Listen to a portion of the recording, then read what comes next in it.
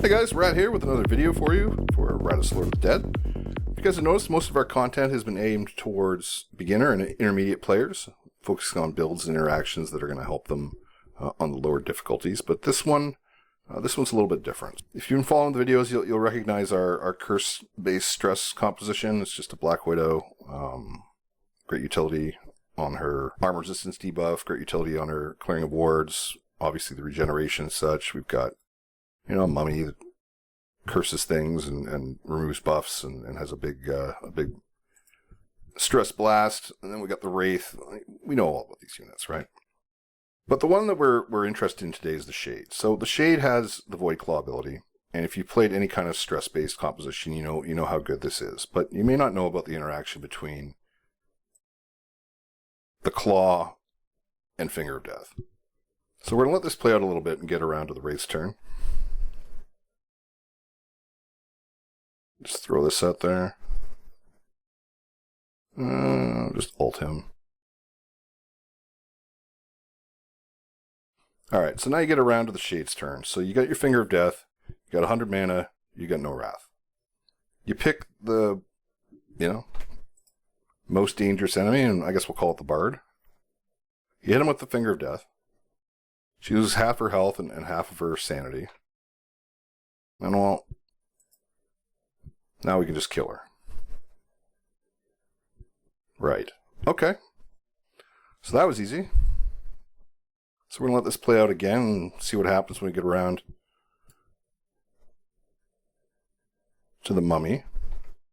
Because, of course, now we've got 75 Wrath again. And this isn't the best thing to do with your Wrath. I mean, this could be a Banshee, right? And we could stun these guys, or, this could be a Headhunter, and we could just one-shot something. But, this is what we got on this team, so we'll use it. And then we're around to the Shade again, and we've got Finger of Death mana, so we'll use it. And the thing is the trinket, or the class item for the Shade, gives you bonus health, mana, and Wrath. So when we hit her with this, it's going to deflect to the Protector one. Of course it will, because that's what it does. Alright, like I was saying, when it gets around to the Shade's turn again, you simply go out there and you look at your mana, and we started with 100, and it looks like we're going to end with 100. Or 91, that's close enough. But when you take into account the 5 that we're going to gain at the beginning of the turn from the talent, and then, the 36 we're going to get from the building, we're going to go into the next fight with full mana, and we just do all this over again. Alright, there you have it. So the stress immune enemies do take a little bit longer, so I don't think this team composition is optimal. In fact, you don't even need anything except for the Shade. So I mean, you might just go 3 physical out front, or 3 magic. You might have a Lich in here. A couple other things to think about. If you go to the talent, you look at Finger of Death, you see it scales the cost with spell power, right? And if you look at our stuff, we don't have any spell power stuff, right? But you could bump up your spell power here.